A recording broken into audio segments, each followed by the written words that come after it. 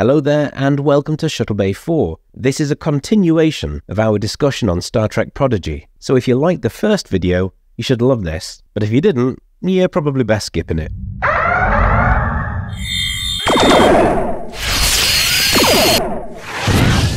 I'll just mention the romance thing as well. You're about forced romance.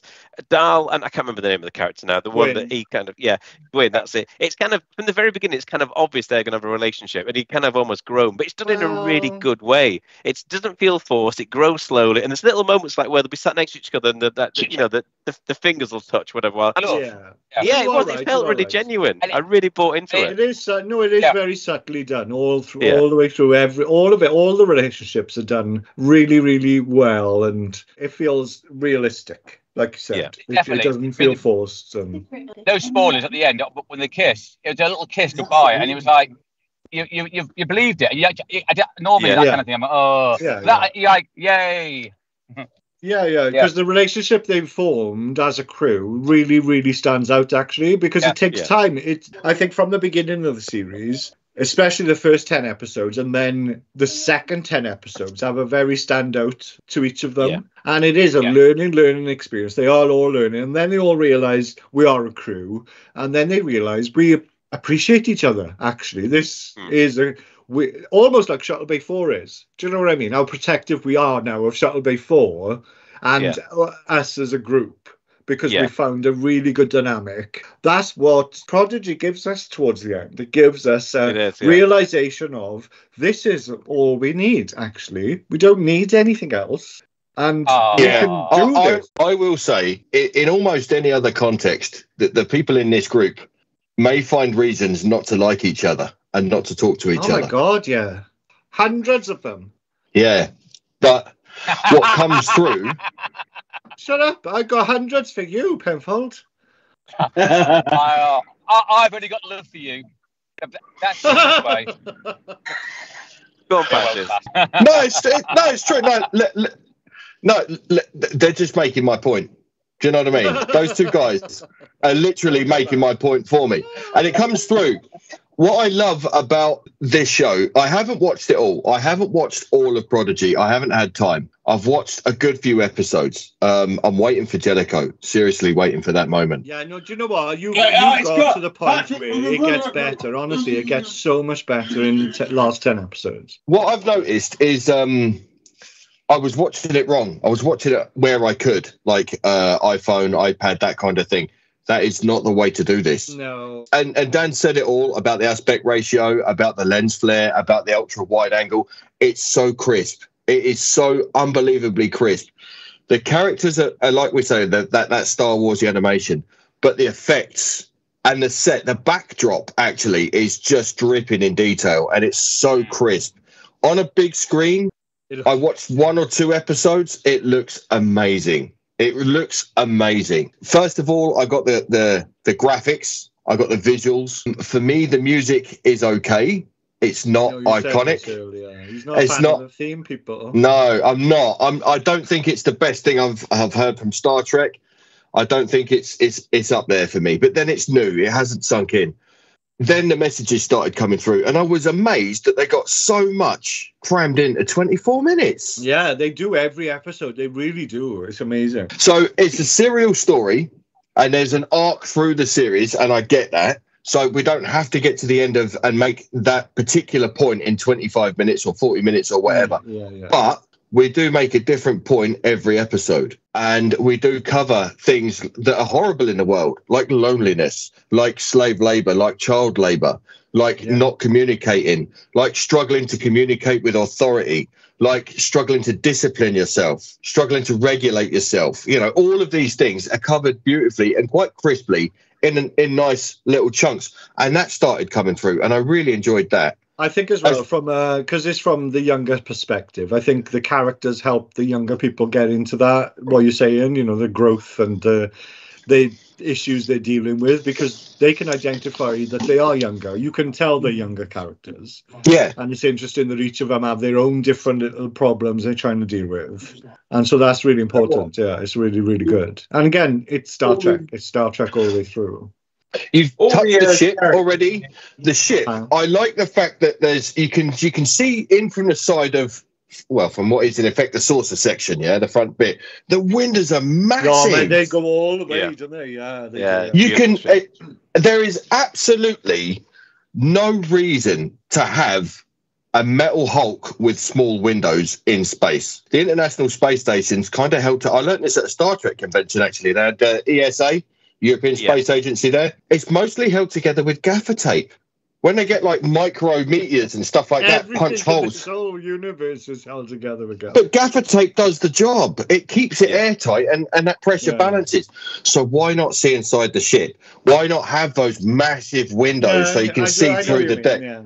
Again, it was a luxury it felt like animation had over live action. Because otherwise you'd have to key it out all the time. You'd have to it's a lot of stuff through in post-production, whereas with there you render the ship in 3D space and then it's there. It was a perfect way to show us what we wanted to see almost. When it harnesses the power of a protostar to go faster than light. Patches, isn't that better than a highway made of mushrooms? Yes. Oh yeah, obviously. Yeah.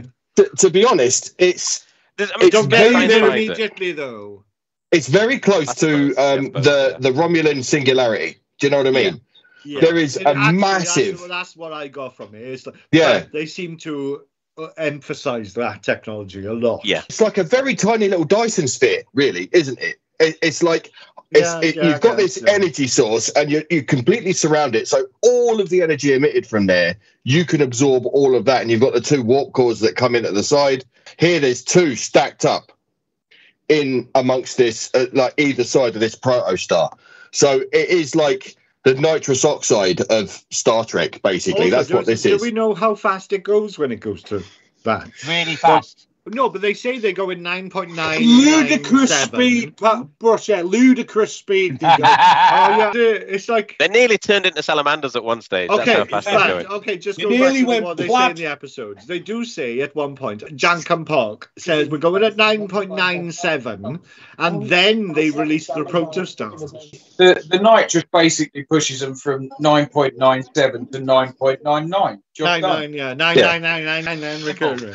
So Star Trek is always vague like that. It's all like the warp speed that we got in the original series. Do you know what? When you say it is vague, but it always gives us a number. When it comes to warp, it always gives us a number, though. But that doesn't mean anything. That doesn't mean anything.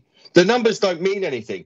Star Trek's deliberately vague. It doesn't really tell us how much faster than light warp speed really is. It doesn't give us those metrics. And like I said on the WhatsApp group, it doesn't tell us what NCC means.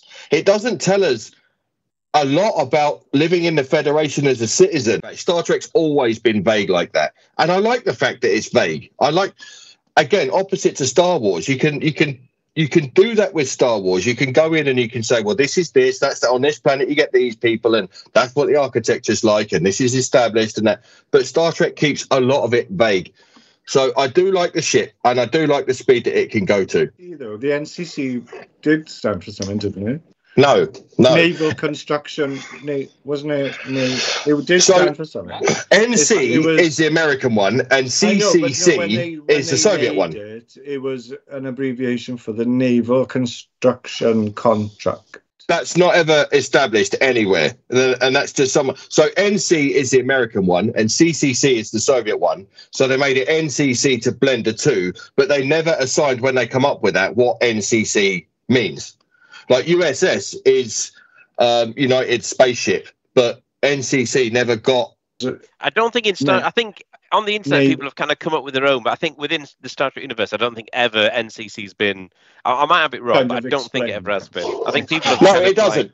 I've just. It doesn't. I just know because I've read. I read stupid stuff. And it says me of naval construction contract. It says it naval construction contract. This is right. So where does it say that? I've just looked it up now. I don't know if it's. I can't say it says it in an episode. It's supposed to be. They put NCC and then the number, and that basically is used to indicate a starship or space station in the United Federation of Planets. Yeah. Right. Apparently, in Franz Josef Schneubelt, in the Star Trek blueprints, he said it stands for National Construction Contracts. It comes from naval, there, but isn't it naval, not national? Yeah, no, Naval Construction Contract. Yeah, but I don't know whether you class that as canon because that's just. Well, I don't know. No, but if that goes back to that goes back to when?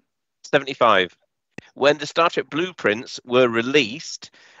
Franz Josef, he decided that NCC stands for Naval Construction Contract, but that was just that was his explanation. But that's not an official canon explanation that exists within Star Trek anywhere. So because he said that, from that point onwards, people have said, "Oh, that's what it stands for." And if you Google it, it'll probably refer to that. But realistically speaking, within Star Trek itself, it's never ever been. And do you know what? This is where it's never explained on screen. Exactly. So this is where something like Lower Decks could really help because they normally pick up on shit like this. And I'm hoping at some point within, it'll be flashed up on a screen.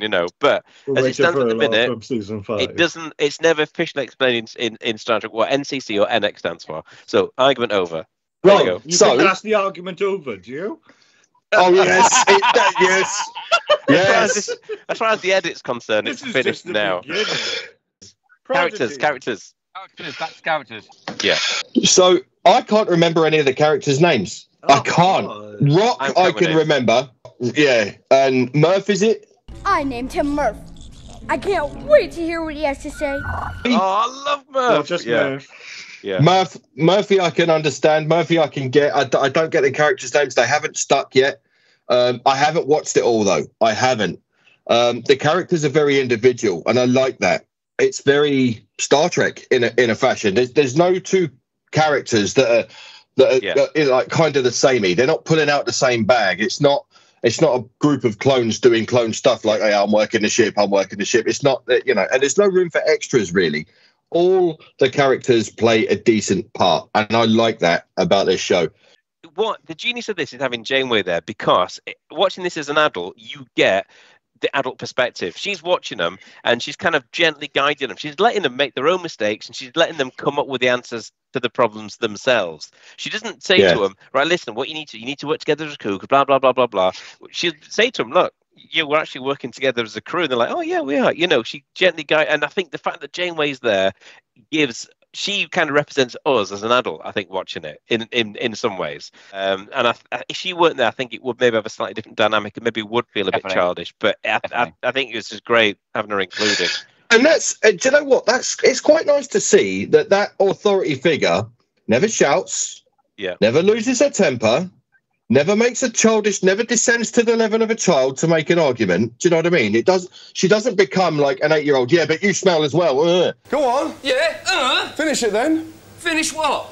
I think Janeway was an excellent choice for that mother figure. Do you know what I mean? And it is a mother figure because Dahl doesn't have a family. He's lived his life up to that point not having any of those relationships. Could you have imagined instead of Janeway they'd pick Cisco or something?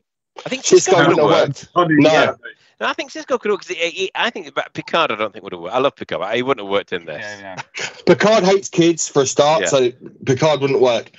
I don't think Cisco would have worked. Yeah, actually, because if you compare, it's two Janeways, very different. Yeah, because the other one's really like balls to the wall, proper kick-ass. Let's just fire some proton torpedoes into Romulan space to the point where number one has to turn around and say, I'm going to resign my position if you do this because you're taking risks. Whereas the Janeway on the ship is, the holographic Janeway, she's a much gentler character. I guess that's how she's been programmed, but yeah. But she does do what EMH does. She kind of breaks beyond the boundaries of a program as well because she's doing stuff she's not meant to be. She's meant to be like the paperclip on Microsoft years ago, right? That's what she's meant to be. Pop up. Yeah. Oh, I can see like that. Right in a CV. I like but she has to go beyond that. Instead of just saying, "Oh, I see you're writing a CV," she basically helps to guide them through what life. No, it's the father character, the villain of the story. As far as I can see, it starts off very Sith, doesn't he? Yes, very Sith. Yeah. So he starts off just pure evil, driven by dealing in absolutes and driven singly on the focus of the mission, and will crush anyone to do it. And then it kind of breaks down. And as far as I've seen, it breaks down a little bit, and there is a reason for it, and it's my people need me, that kind of thing. So again, no character's wholly good or wholly bad in this show. Once you get the full explanation, that is very true. Yeah, it is really good. Yeah. Because he does have that Darth Vader moment where Darth Vader in Star Wars, because Star Wars is perhaps guilty of too simplistic good, bad, light side, dark side, and Darth Vader's one of the few characters that sells so well.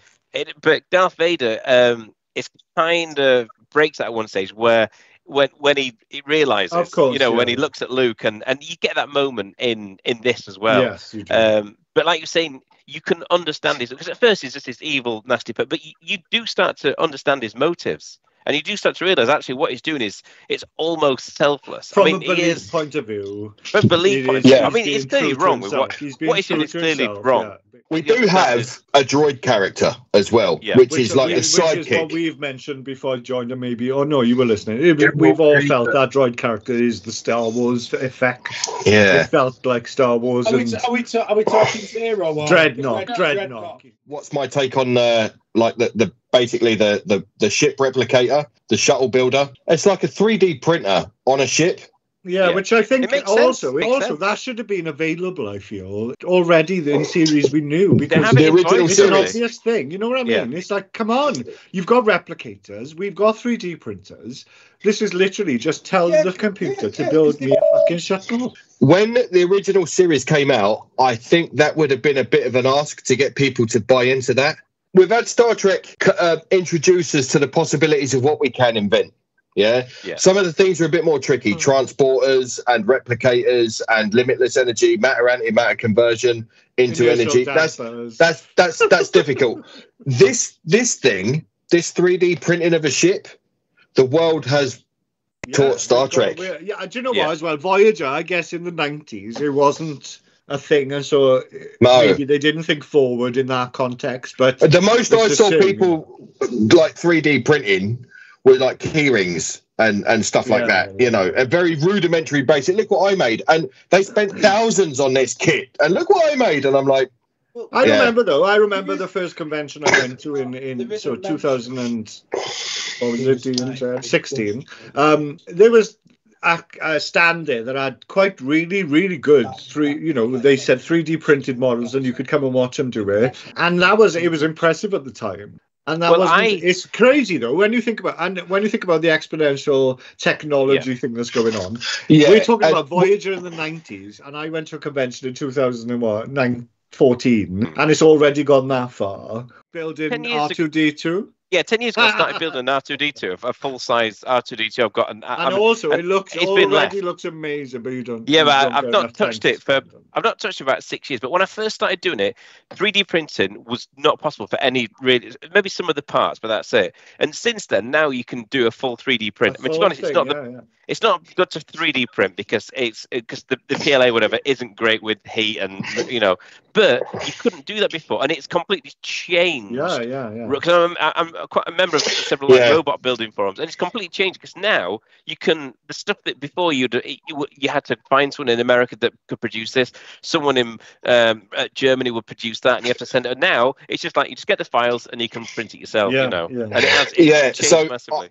In that many hundreds of years, maybe we can replicate machines with complex moving parts, chemicals. Also, again, from a kid's perspective, it's something they know today as being normal, and so they recognise this, don't they? They recognise it. Yeah, they're probably at school, if they haven't got one at home. So we've kind of mentioned Dahl as a character. We've mentioned Janeway. One thing I'll mention: what's the name of the engineer fella? Jankum Park. One thing I did like. Well, he's voiced by, is it Jason Mantzoukas, right? And he's in Parks and Rec. Well, he's in so many things.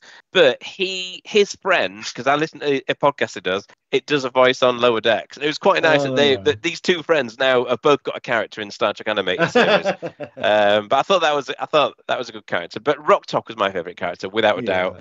I just thought the Rock Talk was quite cute, quite adorable, not in a really overly cutesy way. It was just little sentences that they would say that were like, oh, moments. Did you say not overly cutesy?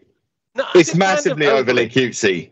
pink thing with big blue eyes and little voice. They do use it well. I also love kind of like the whole like gender aspect, because before the universal translator's got this really deep rah voice and comes across as masculine, and it's only when you use the universal translator when you hear Rok-Tok's real voice, I suppose. Yeah, because then the immediate reaction, Dahl's reaction is like, "Oh my God, you're a kid!" Exactly, yeah, and that's him really talking as a teenager, because it subverts that character completely. They go from this big, stereotypical monster to being basically like not much older than a toddler. Well, probably are older, but I guess they're probably about 9 or 10 in our kind of age. I'm thinking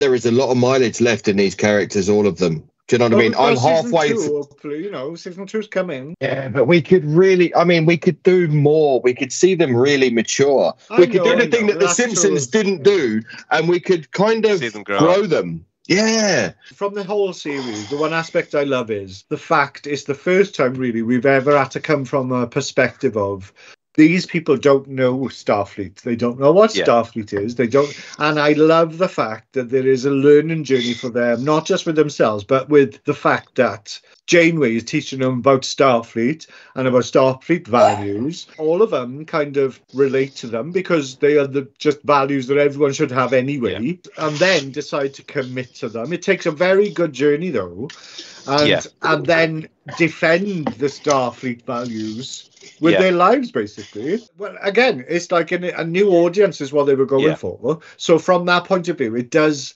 really, really develop what Starfleet values are. But the universal values, aren't they? But then they carry on. Yeah, they are universal values, but it's the kids. Without Starfleet, they still have those values within them, and I think that's the strong message there. That you don't, it's Starfleet didn't invent this. You've already got this. Yeah. That's a massively morals, isn't it? That's a very clever point you've made there, Brush. Very, very clever. Everyone on this call right now, with Starfleet, we're already there. But youngsters watching Star Trek, they're not Starfleet yet. They don't know what Starfleet is. Because they did it subtly. They did it very subtly, and they allowed the characters to be themselves. But they also, with Janeway, and it was important, Janeway was the character that did bring it all together. Fair play to Kate Mulgrew for signing up for this. That was a massive thing. Yeah, and she committed herself to this project, which was like an unknown thing, and we've never tried this before. And fair play to her, because I might have thought, actually, knowing the actress and her experience on Star, she might have been done with this. You know what I mean? Yeah. But they give her something, and she went for it. And it shows as well. It really shows. Yeah. Because first of all, she came to the convention and sold it to us. Yeah. Us that were there, and then has always been really. When you listen to her online, she's really invested in this. You know what I mean? She really, really is invested in it. Even at a convention, really, the people that they exposed this new product to at the convention, we weren't the target audience, really. We were just Trekkies. No. But having said that, the target audience. No, I don't think so. I really don't think that this ultimately was aimed at Trekkies. I think it was aimed at new audiences. I do understand, but without Trekkies, I think it was about, they knew Star Trek was like this people who've got kids age. And it was almost like the parents will get you into this. I think that this, without Star Trek, and if you can try, I can't really do it, but if you can imagine a world without Star Trek, ultimately, and a testament to the quality of this show, it would stand alone. And it would work. Kids that don't know Star Trek, that don't know the whole universe, that don't know Starfleet, all the values, can be introduced. You are right, through these characters. Yeah, and like I said, that's because it was so clever in how it did it. It was all through Janeway, but it was very subtle. She was just there to nurture him in the beginning. He wasn't pushed in any way. Kira's been Googling. She watched Prodigy. She wanted to know what all species were, so she Googled the Talians. She Googled the Tal Shiar. She Googled the Romulans. Did you Google the Klingons? And that's kids. That's another thing. That's what kids do. That's kids now. Don't ask questions. Yeah, anymore. That's true. That's what we forget. Watching TV as a kid now is different to when we were kids, because you've got this portal in your hand to everything else. Yeah. They'll mention something like, oh, Telluride, that's what it is. And then you might pick something else. Of Google, this show, Prodigy, gives all of that, the neutral zone, the tachyon storm, the time dilation. Now you're looking at it from that perspective. It gives millions of bits of information that is related to what we know as Star Trek. Kira's mentioned it before when we was on mute. She really, really loves the lore. The storytelling of it. She enjoys Prodigy because of the story arc. Yeah. You know, first contact, what happened, boss. But she's really enjoying the richness in the lore. Do you think that might be because she's seen little bits of it? You know, this feels like a big universe, and there's so much more to explore. As far as I know, it introduced a whole new species because they said like first contact and everything destroyed it. Oh, when they're on so true, yeah. What bits do you know about Star Trek? If I didn't know anything about the original like Kirk with William Shatner and stuff, I wouldn't have understood the Galaxy Quest theme. Yeah, when it was like James T. We've got all the different. Episode 13. Stage one. Yeah, all the worlds are staged. No word with James T. Does watching Prodigy, Kira, make you want to know more about the universe of Star Trek, the aliens in there, how they interact, the history of it, the tech, all of that? How does it all fit in? What else is there? Is it drawing you in to watching other Star Trek series? Yeah. See, that's exactly what it's for. Brilliant. Prodigy is really special to me because it's the first Trek my son watched with me. My son started with me for the first time. That's why it's extra special to me in a way, basically. It's like, I really enjoyed it. All the characters are great. Obviously, the Breathe Away, Jamie the hologram was a brilliant idea. All the characters are really engaging, and I love the way the whole story goes. Bit slow to start off with, but once you get on the Protostar and the story goes on, it's really enjoyable. I really enjoyed it. So I'm really excited about season 2 when the EMH Doctor will join as well. So it's a really good series, really good for adults and for children. And the Kumi Meshimaru, is that the one with all the characters and the Odos on there? Yeah. That's an amazing episode. It blew me away. Just blew me away. It's like, and Spock as well was in it as well. So thoroughly enjoyable, and it's really special because, as I said, it's my first Trek my son watched with me. And none of my family love Star Trek. My daughters, my wife don't watch Star Trek. All my son before. So I would say Prodigy, I really like it, and it's even more special because my son watched it with me. So that's what I take a Prodigy, guys. Do you know what? That's absolute magic, is that? I love that. How old is your son, by the way? My son, he's 11. 11. Do you think that from this you might springboard into, say, Voyager? Because I know you love Voyager. Oh, sorry, my son said he's correct. He's 12. He's not 11, he's 12. Maybe show my old age. I think so. I'm trying. I think he's my only hope of getting somebody to Star Trek.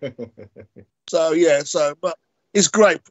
Watching Star Trek with my son is really special. I love it. That is magic. Magic. That's the right word. Magic. Dad. It was really magic. This might seem like an unpopular thing to say. I do want to see more Prodigy, right? I'm really looking forward to seeing season 2, and I think it could go for season after season. Like, it could go for 10 seasons, right? But if Netflix have bought it, they're gonna go. It's already been shown in France. It's already been on. But I also think that this actually does work well as a self-contained series. I don't think it needs more series. Well, it left an open-ended story. If they could complete it in season 2, brilliant. It did leave an open ending, but I do feel that this works really. If it never happened, if this was only ever a one season, you know, I do feel like it is a good self. And my only concern is if it does extend, that it's gonna. It might not be as original, because if it's going to be that crew on a ship, it's like, I mean, don't get me wrong, that's what I love seeing, a crew on a ship. But the unique angle this had was of watching these characters grow. I mean, there's still a lot of growth left. They are still kids at the end of the day. But I do, you know.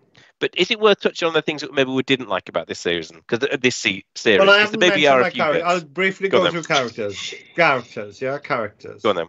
So my favourite characters were Jank and Pog. Jank and Pog, definitely, because he just says everything everyone's thinking. Oh, let's do that. Yes, mutiny. Yes. Yeah. Can't help it. He's Tellarite. He's also so contrary that I relate to that man. Yeah. Like, it's a mini you, isn't it, Brusher? Yeah, he is actually. Yeah. He is. No, I absolutely respect that, and also thrive on that fact. I will tell you the contrary point of view, even if it's not true.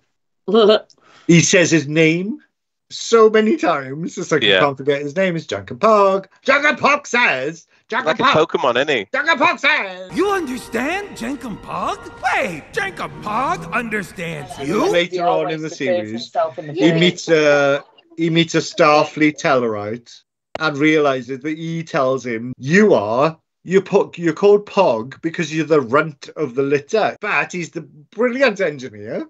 And he's the funniest character. And literally, he says everything out loud. You know, if there's something to be said, he will say it out loud. Oh, boy. Here we go. Love that man. And then, obviously, Rock Talk. They become the most sweetest, but honest and eager and energetic character. The fascination that character has in science is so enthusiastic. It's like, it makes me want to do it. And then every chance she ever gets to learn more about science, especially after the episode where she's been on her own for, has it been 20 years? Has it been 5 years? Has it been a million years? We don't know. It's like, it's heartbreaking. That episode really did make an impact on me. And then the character from that point becomes whatever it wants to be. It wants to be the science specialist, and so it does. Murph is basically their buyout clause. Whatever needs to be done, Murph is going to do it, because we don't know what Murph is and we don't know what it can do. And so, it'll eat the warp core. It's fine. It'll turn into a ninja fighting warrior. Yeah, it's fine.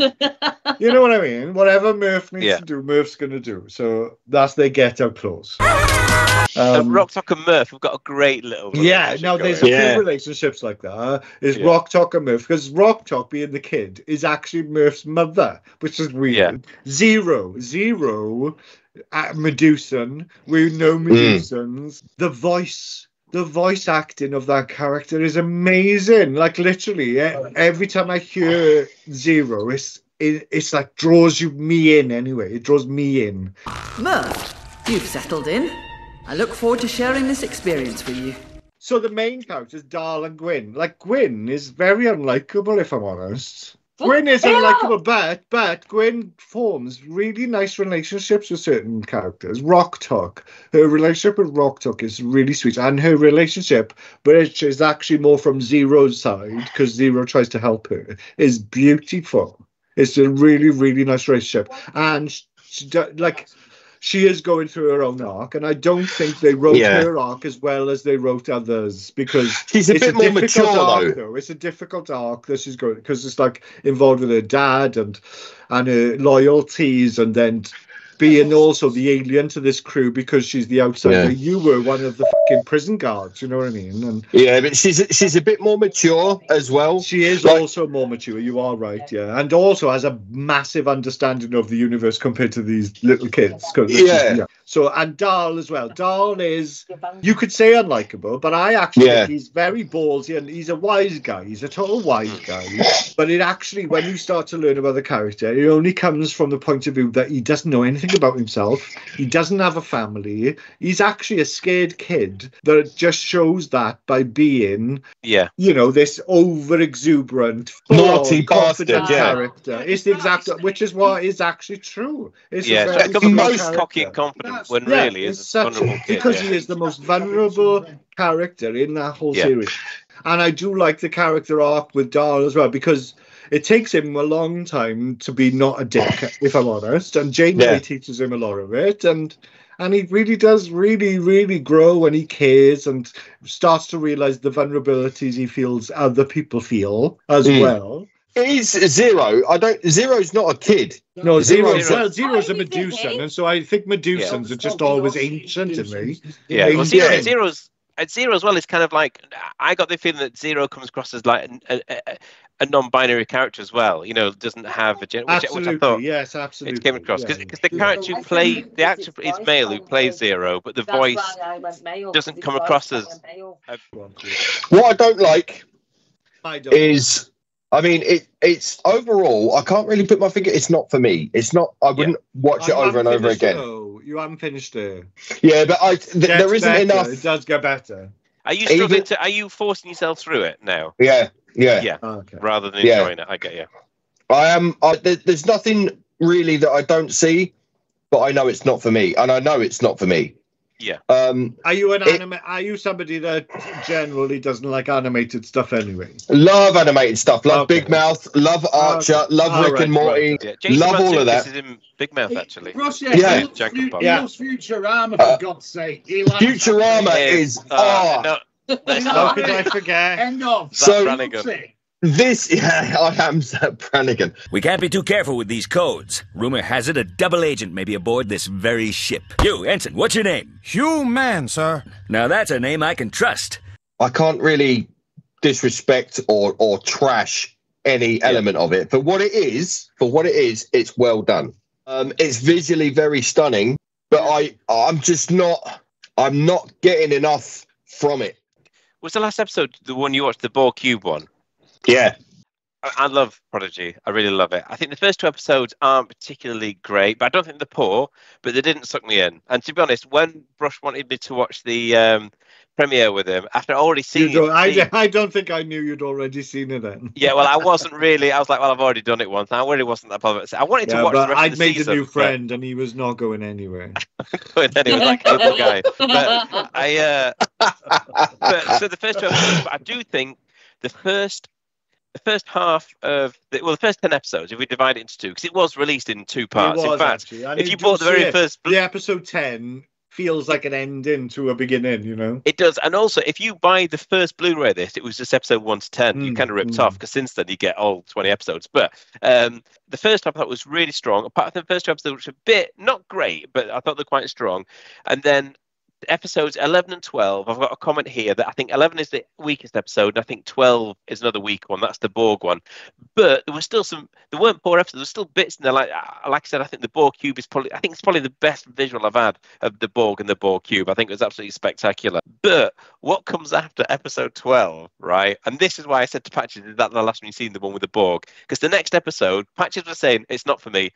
It's going to be your favourite episode 13 is for you, Patches. It's my favourite episode 13, and it feels like that episode was done for POS fans watching this. Honestly, you will love episode 13. It was done for me. 13. Yeah. Done for you. Honestly, you're going to have to watch it several times to get all the references. You will have to watch it several times. But episode 13, okay, which is called All the World's a Stage, it's a musical episode. You'll love it. It's not really. It's not. It's not. But not only was it my favourite episode of Prodigy, but it's one of my favourite episodes of Star Trek. I will go back and watch. In fact, I have done. I will go back and watch the episode. Time and Mock as well. I think it was a superb episode. I'm not sure how many times I'll watch it. In a way, it's a hard watch because it's a bit of an emotional punch. It is emotional. All the World of Stage is it's one of those episodes where I said this earlier on. You wouldn't get away with it in a live action episode. It's a live action. It would come across as ridiculous and stupid, and you'd be one of those who'd be like, "What are they doing?" But here, it worked brilliantly. And I absolutely love it. Honestly, you will have to re-watch it so many times. It's really good. So I love this. The only things I really didn't like was I think there were 2 weak episodes, which are 11 and 12. But I still enjoyed the episodes. I just felt they were a bit weaker than the others, and I didn't like the uniform. I know a lot of people. To me, it felt like that. I don't like that uniform at all. It needed to come down a bit further. It's so high. Yeah. It's so high. Yeah, I didn't like the uniform, but that is really it. You know, and it felt like it just kept giving stuff I wasn't expecting. Like, for example, when Jellicoe comes on, and I was like, no way. It's because the thing is, I'm sure I've read that Ronnie Cox has retired from acting. I'm sure that he doesn't do it anymore. Yeah, he does his music. Yeah. And he did come back to that. So to get him to come back to play that character, to me, that's massive. It's absolutely massive. And so many Easter eggs in this that are done so subtly that if a kid watching for the first time, or an adult watching Star Trek for the first time, won't get the references, but knowing that they are for you, it is a wink. It's like a little wink, from the writers. Yeah. And I do think the people behind this were clearly big fans of it. I'm glad it got a second series. I'm glad we're going to get to watch it. I hope it gets more series, but if it doesn't, I'm happy that I've got what we've got from it. I can understand what Patch is saying, with it being a bit, it's easy to forget to an extent. And also, because it is aimed at kids, I think you won't get the sense of peril that you get from other episodes. I'm not expecting Dal to die, for example. So but I can live with that. I don't mind that, because I accept that when I watch it, and it delivers so much that I enjoyed. I smiled so much at this series. I really, really enjoyed it, and it is one that I would like to buy the Blu-ray of, because I would like to watch all the special features, because I think there's just so much more to learn about. It's about the construction of it and the ideas behind it, and I think it's really enriched the Star Trek universe.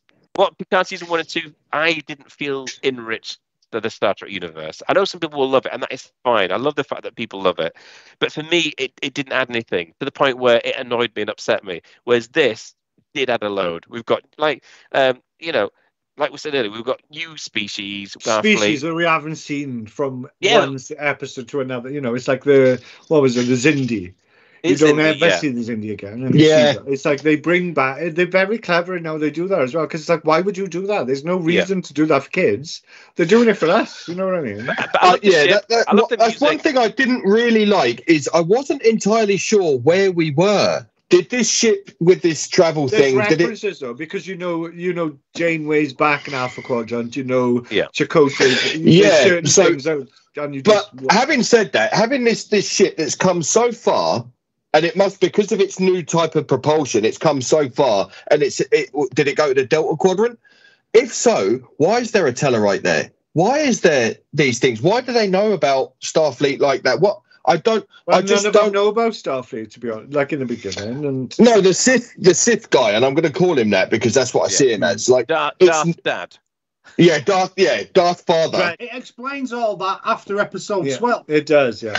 Right. So I'm not there yet. I'm up to that, and I don't know where we are. I don't know why we're there. I think when you find out what it is, I think you'll be interested. Like I did say, so what is interesting then? So from what Dan said, I'll tell you my point. So I've said to Patches and other people on Shuttlebay 4 chat, is it gets better and better for me. Like, I know what you said, Dan, after episode 10, it doesn't for you, but for me, it gets better because it expands on the story, the mystery of what we are going through. I think it starts to explain it, and it starts to bring in Jellicoe, for instance. It starts to bring in Janeway a lot more. Yeah. The actual Janeway. Janeway's she's on now the exact opposite mission of what the crew that we know is on. Yeah. Oh, I love the real Janeway's crew. I love that first officer, Andorian. I love that there's something going on in the background, and she's got this other person who's helping her. And I'm trying not to give stuff away. And honestly, there is so much more expanding of the storyline after episode 10 that I appreciate that more. I really do. And again, I have to say it, this opening theme sequence is one of my favourite things of every episode. Well, the title sequence theme music was made by Michael Giacchini. The series music is made by Nami Mulamed. They noticed in one of the episodes they did shark off a bit of the money. There we go. He said, I've heard this. Where have I heard this? And I went, Star Trek. He went, no, I know that. I mean, where have I heard this music before? I went, the Voyager. 2009 movie. And I played him the theme tune and he went, it's the same composer, isn't it, though? Isn't it the same composer? Michael Giacchino. I'm not quite sure how you say it. Michael Giacchino. I'm sure. When we did about theme tunes, I'm sure I remember reading that he's done some. He composed the music for the film, for the Kelvin Timeline 2000. Yeah, he did. That's what I was saying. Yeah. What is that? Is that Nami Mulamed? And he also, like I said, he composed the music for Prod. Michael Giacchino. He did the music for the J.J. Abrams films. Oh, when we did theme tunes, the guy who did the theme. No, because I've now listened to that so many times and thinking what you've just mentioned about it being linked into the guy who did the J.J. Abrams films. Yeah, we've mentioned this before in a previous episode. Can't you? You can hear us. When we did the theme tunes, we mentioned it then. He did that music. I didn't pick up on that. But there are definitely some similarities, that I know as well. But similarities, it's like this is that bit. I'll be honest, it was hard for me to watch all of it. But what I did watch, I did enjoy, and in the latter ones after 12, It explains every fucker. Well, I only watched it because of Dan's absolute passion for this series, and I'll only persevere. Yeah, yeah. I can't wait for that. If you watch episode 13, you're going to watch episode 20. Listen, mate. Live long and proper. That's all I've got. Live long, right?